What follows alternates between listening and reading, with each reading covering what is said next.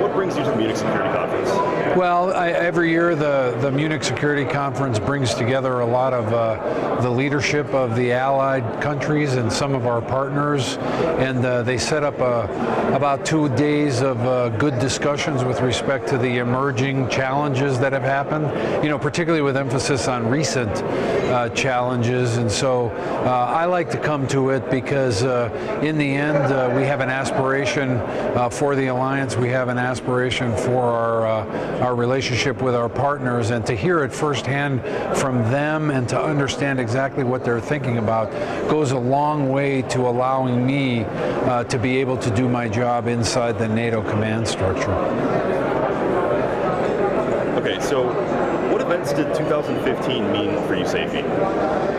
Well, it meant a steady requirement to continue assuring our allies and deterring any potential adversaries. It meant lots of movement across Europe with respect to all of our assets. We were lucky enough to bring in a theater security package of A-10s and F-15Cs to increase the number of training events, and it also allowed for many tabletop exercises. And so we've been busy across the board, understanding the assumptions and understanding the current environment while providing some very, very high level tactical level training that keeps us ready and keeps us responsive.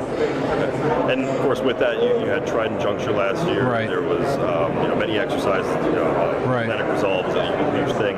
What kind of things do you guys have in store for 2016? Well, we have a full slate of exercises, and like Trident Juncture, one of the most important aspects of particularly the NATO alliance is to make sure that we are interoperable. If we work on interoperability day to day, the ability to come together and address a challenge overnight is 1,000 times easier. And so for me, particularly in the air domain, air and space domain, the interoperability that all of these exercises provides makes us much more effective. Now, one of the things that Secretary Carter has been talking about a lot is the metastases of ISIS, and one of the areas where it's spread is Europe, and we've seen attacks in Paris. Right.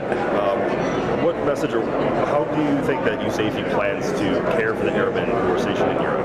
Well, I think the spread of terrorism, of course, it happened in Europe, but we have to be honest, it happened in the United States too. And the bottom line is this is a threat that we have to address. It's everybody's responsibility, and I tell my airmen, every day you're a sensor, every day you're a sentry. If it doesn't look right, we need to make sure that we run everything to ground to make sure that we provide a good environment for all of our airmen. And so they're out there. Paris proves that. And being a sentry and being a sensor and a sentry is just important in all things. And final question for you, sir.